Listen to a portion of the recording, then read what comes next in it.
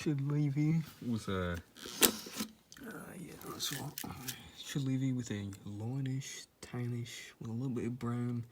The less seed chunks you see, the better. So that means it's more grounded. Now I shouldn't be exposing it too much to this light because the lysosomoids break down, and I'm pretty sensitive to UV, any light really.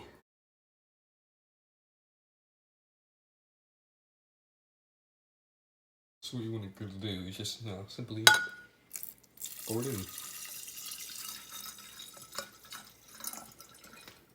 Yeah, what I like to do, I'll shake it up occasionally, but really you don't need to do much. The alcohol does all the extracting. Shaking just makes sure it gets all the alcohol touches all of it.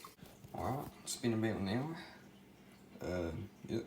And as you can see, it likes to settle at the bottom. And what you want to do before you strain it, you shake it up together. Get all evenly mixed. Because when you strain it, you don't want to strain all of the liquid out, because all the lysosomoids are in that seed mush. So you want to strain the seed mush and the liquid. Well, let's do one. Now what you're gonna do, so you get your paper towels and you just push it down into it so it forms this kind of cone shape. So you just kind of fold it around the edges. You know what to do, I mean, you get a rubber band so it stays in place, but you don't really need it. It's just the weight of the paper. Sort of already, it's what's keeping it there. So, yeah. Get all mixed. I'm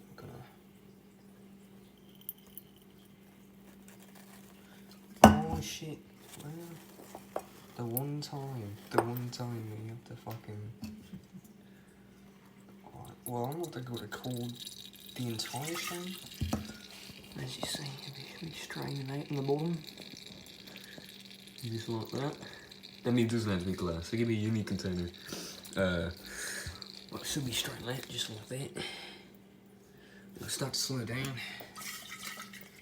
And it will take a little slower the more you pull, but that's alright. I'm not in a hurry.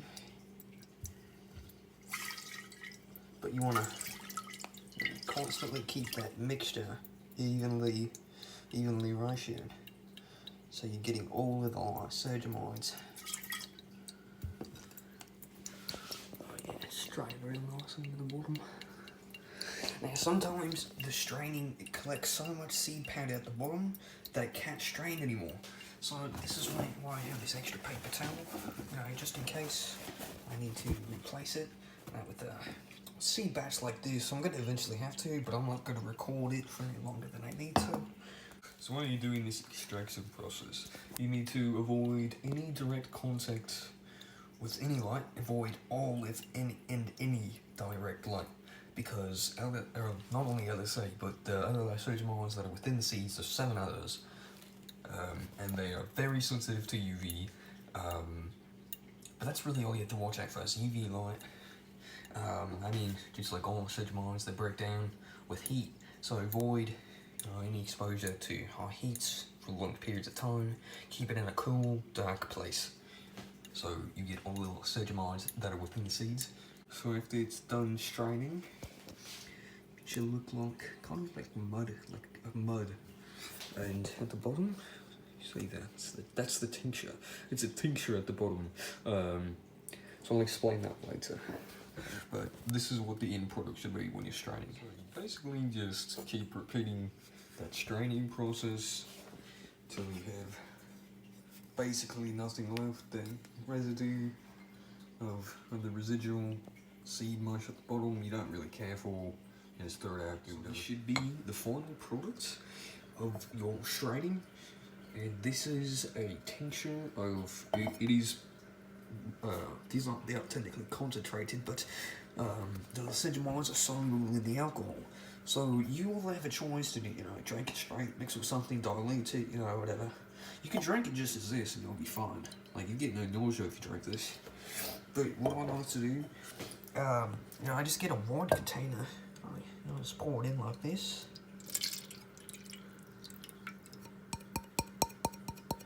And I just go over to this cabinet. It's just some random shit in here. Oh, I just set it in there. There we go. Yeah, I just set it in there. And then make sure that you keep it in a dark and cool cabinet. Because if it gets hot, it could destroy some of the Nausea mines. So just make sure it's sitting in a completely dark and just room temperature, temperate cabinet. So avoid any direct light exposure, as I said, because the Nausea mines are floating in this liquid, suspended in this liquid. So they're not protected by seed coating anymore. So they're very sensitive to light. Keep it out of any direct light. It's been about 2 days. It usually just takes one. Well, since I did a lot, it's like 2 days. Alright, so the volume has decreased about 40%. So, you can tell, and just by smelling this cabinet, I can just smell the alcohol that's evaporated. So it should be done, it should be ready. So what you can do with it, you can mix it. I usually just mix it with a sweet drink. It doesn't taste too bad by itself. It's kind of like a sweet, earthy, woody taste mixed with whatever alcohol taste you use. I use vodka, so it's got a vodka taste, but it doesn't have any alcohol. It's alright by itself, but I usually mix it with a Gatorade. Oh yeah, and that's how you extract a morning glory Nausea mines without getting nausea.